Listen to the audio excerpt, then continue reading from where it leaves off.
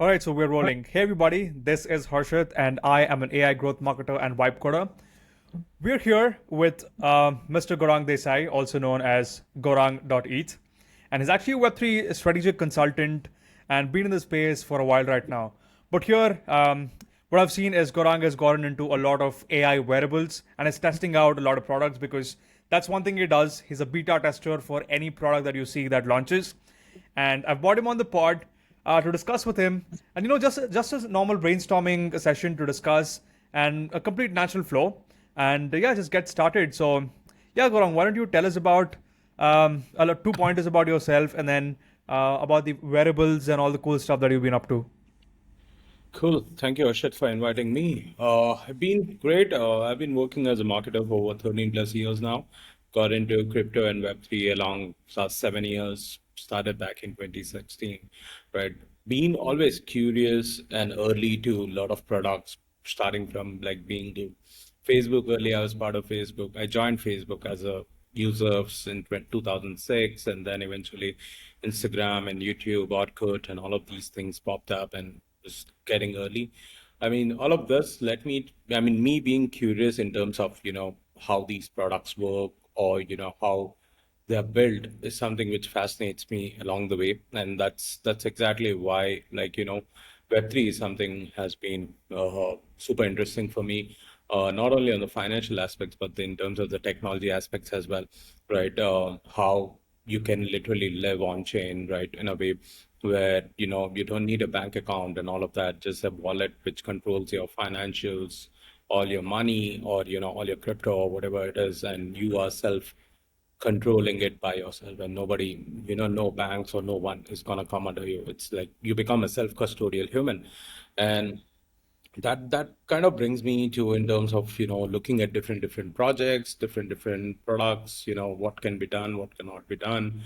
I mean, NFTs was something which was fascinating for me, right? That, I mean, I have done my bachelor's in 3D animation and VFX, but never was creative enough in terms of understanding, what art and creativity is all about. And that's where, NFTs kind of strike my mind, where me started supporting a lot of artists, started collecting art, right? Understanding what they're kind of representing or what they want to say with their art and all of that. And yeah, coming to, wearables and, with AI tools and all of these things, right? As you know, the market is up talking about AI, Yeah. things moving up from OpenAI to Claude to Anthropic to, various other products. And it kind of fascinates me in terms of how this industry is moving towards, right? In a way where, a lot of things can be automated, a lot of your research is getting much easier. You can try to understand things in a simplest way possible with AI. Earlier, it wasn't that possible, right? And that brings me to, try to test out new products which are there in the market. And, Hmm. I've started with like Neo Sapiens and Friend.com's Omi, right? These are more like AI translators, where they are like your devices which you can use it to, record your notes, record your meetings, keep an updated, and it gives you a transcribe of your to-do and whatnot and all, right? And that's something fascinates me. I mean, I'm still going through a lot of tests to try to create my AI agent in a way to, how I can replicate myself, replicate my task, and all of these things towards, you know, and which an AI can do. I mean, tasks which are where it doesn't need me, but then it's been done, right? In terms of understanding what's my schedule, understanding what are things I need to do, what are the payments I'm missing on, or all of these things, like, probably going through mails and all of that. So yeah, that's me. Got it, got it, got it. Yeah, I think it's a super cool journey, right? We've already been following you on Twitter, and yeah, I think we've also been following all your tweets about all your experimentations. So why don't you show us the product itself? Why don't you show us the product, how it looks like, and what do you think of it? And maybe I can even share my screen, and just share about these websites, right? So I think we can get started with Neo Sapien first. Sure. Sure. I mean, here is the product. You can see it's a small device, right? I'm kind of like one of the early users in India right now. Like, there are probably one of the first 100 people, I guess I'm using it. I mean, don't want to flex myself, but then yeah, this is a small device. It's more like a chip, right? I just need to wear it on my neck, tap it on, and right now it's recording on my phone. So there is a NeoSapien app which takes notes, and Okay. all of these things, and like. Let me just show you. So even this conversation is recorded. You can see that, this conversation.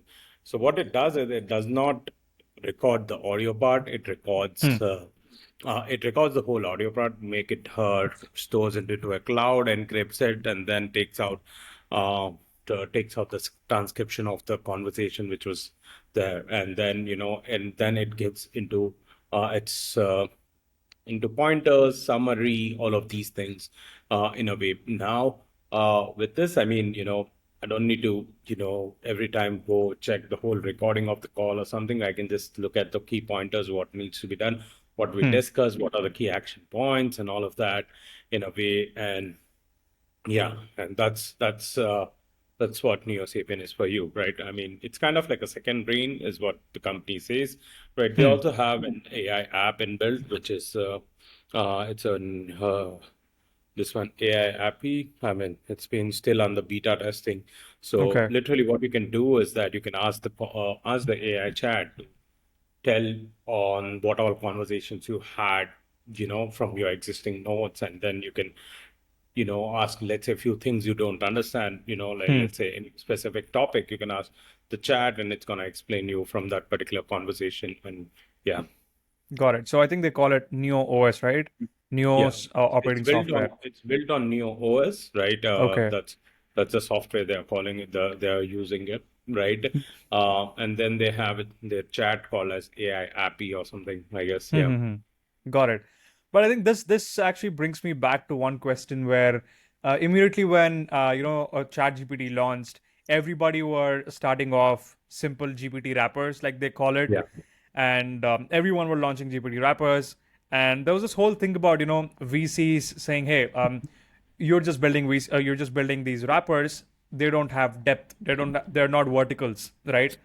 But yeah. now, 2 years down the line, after the DeepSeek release, we know that there is no moat even for OpenAI because they have to really work on their foundational models.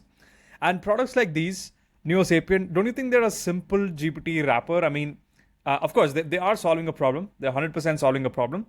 But it's simply, I'm guessing it should be on OpenAI Whisper, which again, simply use OpenAI Whisper or any other STT tools like speech to text tools, put it on a hardware, and then it just goes into a cloud and then transcribes everything and it's just there. I mean, it's definitely a brilliant idea to combine all of these pieces and create this product. But as a whole, what do you think of other GPT wrappers and even this as a subject matter? Yeah, I mean it's kind of fascinating in a way. Yes, it is doable to, use a GPT wrapper and all of that, but then the problem comes in terms of customization on how much you want to use it, how Hmm. much you don't want to use it, and all, right?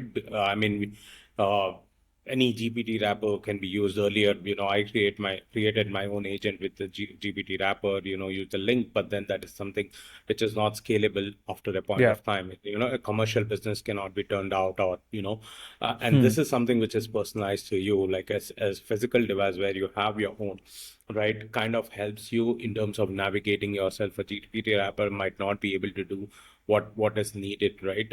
In a way, like, even if you take open sources and all of that, right? Hmm. Either you have to sit and assemble the components and do it by yourself, and Hmm. then, or try to figure out how it's going to work and all. But then when it comes to when you're trying to commercialize it or scale it, right? A GPT wrapper would not work, right? That's Hmm. where you need your own OS, or you need your own software or AI.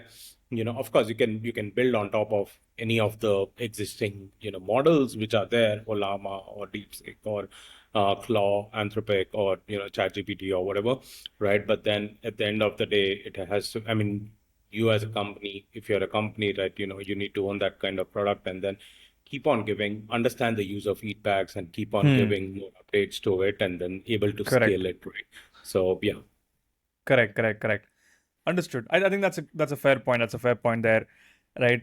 Because right now it's become such that anybody can build it, but there's always this aspect of do you still want to do it? I mean, people are lazy after all. People are lazy. They don't want, to deal with 3D printing, manufacturing these devices, getting all the chips.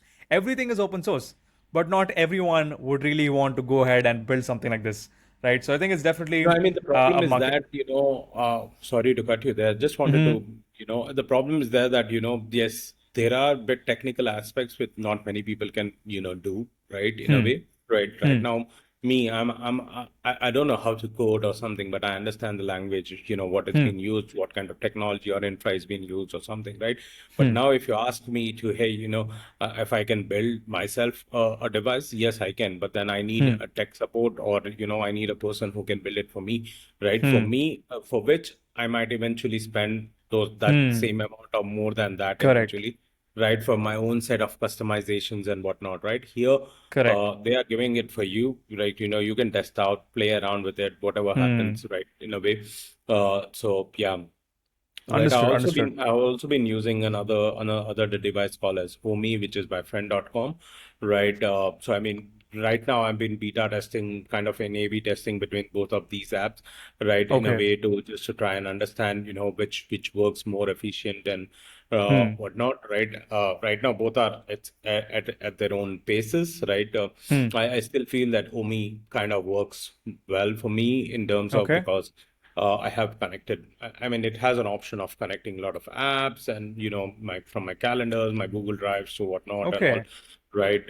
In a way, and then I can plan Got it. So accordingly with things I want to do. So yeah, got it. So is this the product that you have? Is this the this is the exact? this is the new device they're coming up with. I had the Okay. previous one, right? Okay. You can go to friend.com and then you'll find it in a way.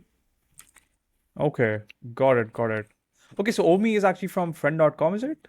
Yes, yes. So here's Okay. the But device. I assume they were like two different things. No, it's the Okay. same thing. Like, this is a dev kit too, right? Oh.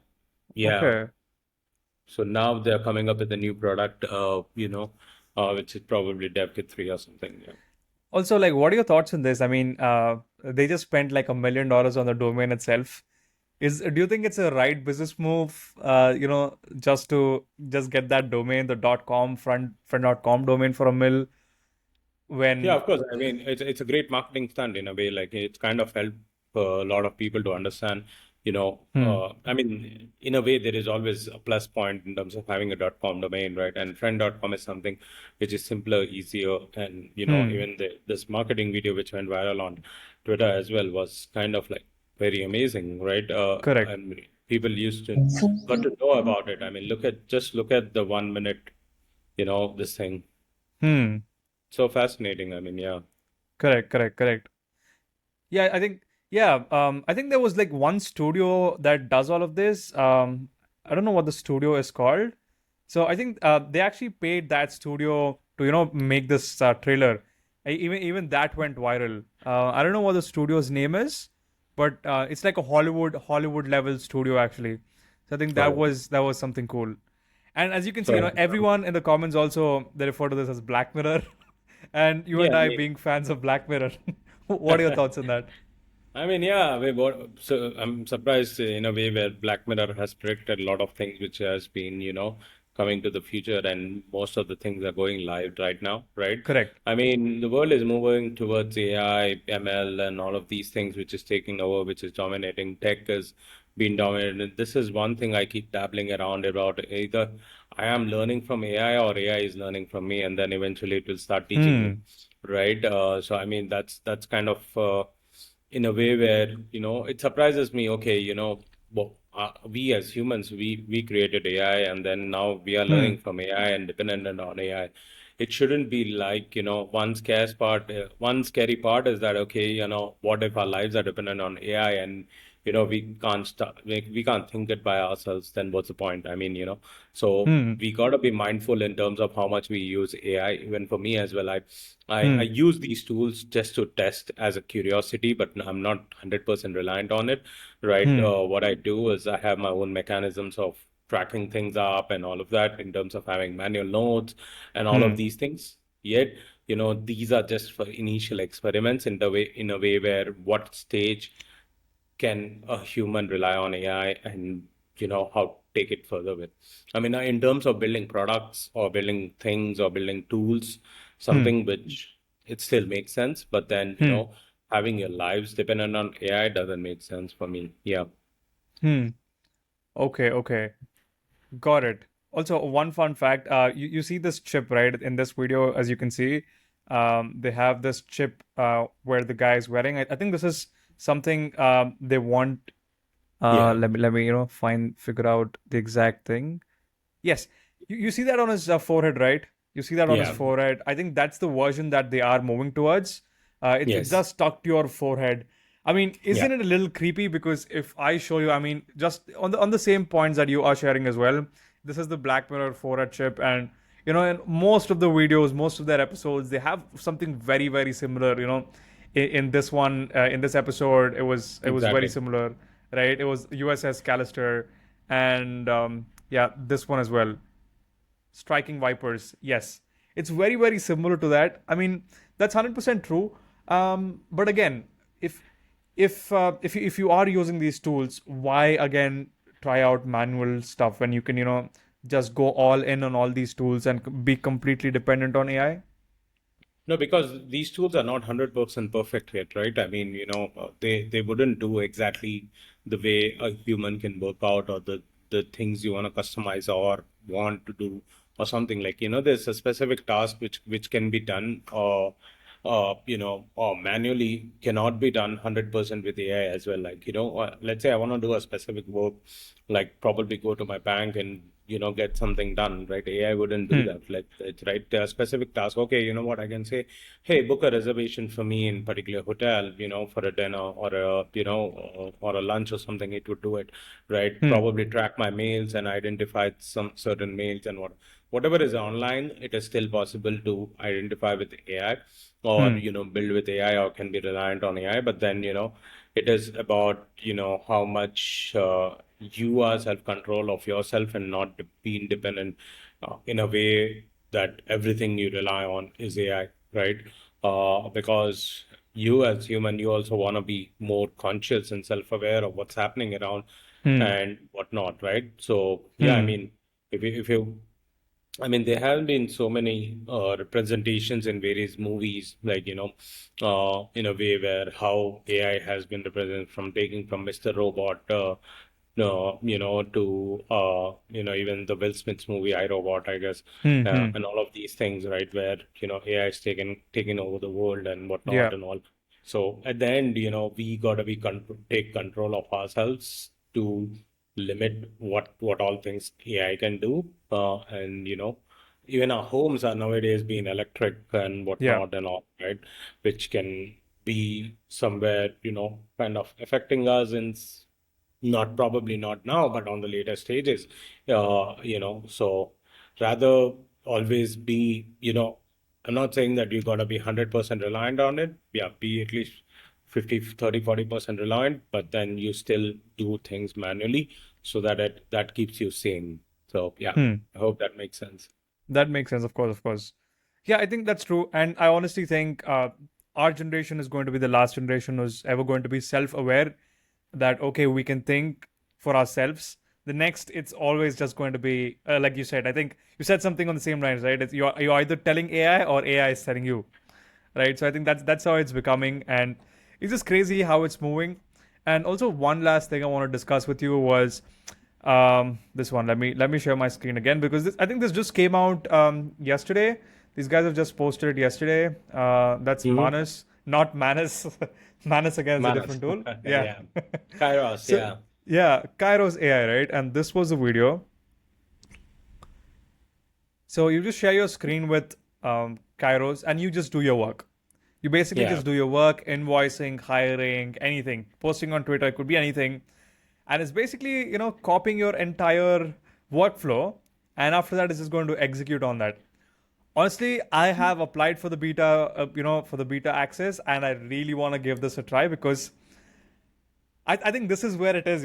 I really wouldn't want to, sit down, do all the manual stuff. Instead, just give it the pointers, give it the workflow, and, it'll just do it, right? So, what are your thoughts on this? Two things. First is the product itself, and second thing, there is an aspect of sharing your screen, sharing your credentials, sharing your API, security reasons, a lot of that. So, what are your things on this? Maybe you can also talk about local models as well. Yeah, what do you Totally. I think? mean, try looking at this, right? I mean, this is over cool because I was also fascinated in a way. But then, you don't want to give 100% of your tasks to this one, right? This Hmm. particular AI. Like, I don't want to do my DeFi trades or crypto buyings or crypto trades for via an AI or something. Like, okay, some of Hmm. the manual tasks, okay, raising invoices or sending proposals or any of these things. Like, Hmm. yeah. I mean, literally, they have shown that example if you see on the screen as well that Correct. it is more like invoicing or more of your operational work with your work actually is something Hmm. can be done with this thing specifically once Hmm. again once I see and test out. But then hey, what, also it's like you're giving your data as well, right? I Hmm. mean, if AI is accessing your data, then how much of the data you want to showcase to them or give Hmm. it to them is also an important question, right? So Hmm. you got to be wise enough in terms of what you use for, what you not use for. It's cool. I mean, when you look at it, it's like, oh, uber cool. It's Hmm. screen sharing, creating invoices, sending up everything, all of that, blah blah blah, right, and whatnot. But then, what about privacy, right? I Hmm. understand many people think that privacy is important, but privacy is also myth in a way they feel, Hmm. right? But then, again, it is all on you as a human, how much you're conscious in terms of what kind of, things you want AI to do is what it boils down to, rather than, not using it everything, in a way. So, yeah. Hmm. Got it. Got it.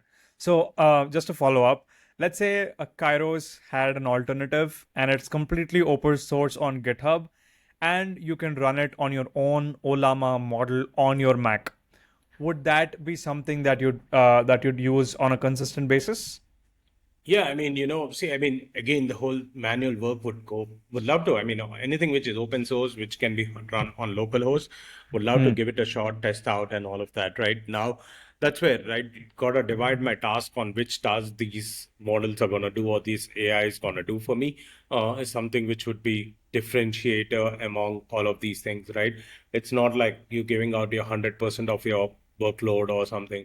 Right now, I've Correct. been I've been using a tool called as Rewind, which kind of literally records all my working sessions, like what I've done since whole day. I use it to just to go back, like if I miss something, I just rewind. It literally shows my screen. Okay, you know what? You have done this at this time. This time you have went to this website or that website or whatever, right? So yeah, I mean, if it's local, if my information and what kind of tasks I'm asking it to do or I'm assigning it to do, exactly all depends on that. Like, if I'm limiting I'm safe, right? Okay, I'm Hmm. not giving it too much data or any of it, right? I'm just Correct. keeping it to a certain number of things only, right? Not opening up everything to it. So yeah. Got it. Got it. Got it. Understood. One last question that I had, before we wind this session up. Also, I'm just loving the session because we do a lot of these sessions, but now giving it out to the world and open sourcing our conversations, I think it'll definitely help a lot of people. Yeah. One last question, which I struggle with, is there are so many tools. There are literally so many tools. How do you keep track? How do don't you get like fatigue of using so many AI tools? How do you keep track? And how do you even make all of this work when there's so much like paradox of choices? I mean, yeah, in a way, yeah, there have been, I mean, last 1 month, there have been so many tools like from Manus to, ChatGPT updates to, Anthropic updates, and then Kairos, this one, and then even yesterday, browser use was there, and, Yeah. various things, right? I mean, well, what I do is that I test out each of them for a week's time. Like whenever they are released, I'd keep it into my daily schedule and try to see, what kind of impact it's creating for me on my daily basis. If it's worthful, like, go for it. I mean, start using it. If not, yeah, okay, you leave it aside in a way, right? So, I mean, Hmm. defining on, what specific needs we as humans have, accordingly, you pick up a tool. If the tool is solving the problem, then nothing like it, stick to it, right? In a way. Now, probably what you can do is that use the same task in multiple tools and try to see which is giving you the best rate and Hmm. best result of what you're comfortable with. I mean, stick to it. Like today, I mean, I started back 2 years ago with ChatGPT, but then eventually, Claude Anthropic Claude. kind of been very helpful for me because the Correct. results what I've seen when compared to ChatGPT and a Claude have been various differences. Like in terms of image generation as well, Midjourney was one of the pioneers. Sitting out there, Yes. and now what? That's exactly after one and a half year, ChatGPT Yes. is able to do with the 4.0 option, and and Correct. then there are more other AI tools as well, right? So, but see, again, that's a difference, right? I don't use ChatGPT much because I use Claude much for my written Hmm. content or need to study something or understanding, because it has that kind of power ChatGPT does might not have. But then later on, also use the same like DeepSeek or Venice AI for for the same particular try to experiment. So I mean, the tools are there, multiple. I use some of them I use on a daily basis as well for multiple for the single task. Try to see what kind Hmm. of interpretations it's giving, what kind of amalgamations between the results I can mix up and create something unique is what, yeah. I mean, you gotta keep using it, right?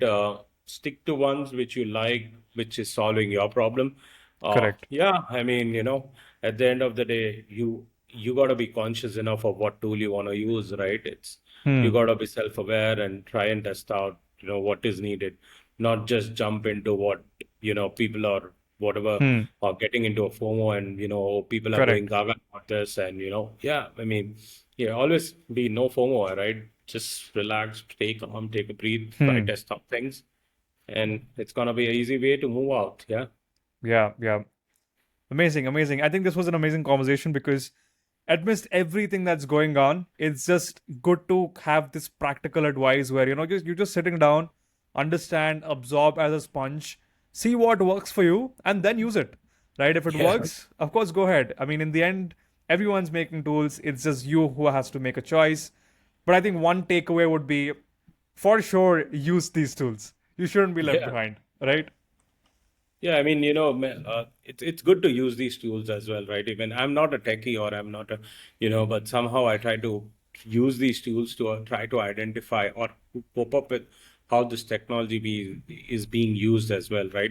What kind of models are being used, why, what is the difference between 4.0 or, any of these things and all. I mean, if we don't use it, how would we know, rather than reading about these jargons and talking, it's always good to learn it or be practical in terms of doing things, and then talk about it or whatever you want to do about it. So yeah. Got it. Got it. Got it. Of course, 100%. Just want to close out with a note saying there is no tariff on code, there is no tariff on ideas. So keep shipping, guys. Keep shipping. Keep using these tools. Keep shipping. And do follow Gaurang for all this advice because there's a lot happening and we're always on track. So see you guys again. Peace. Take care. Bye.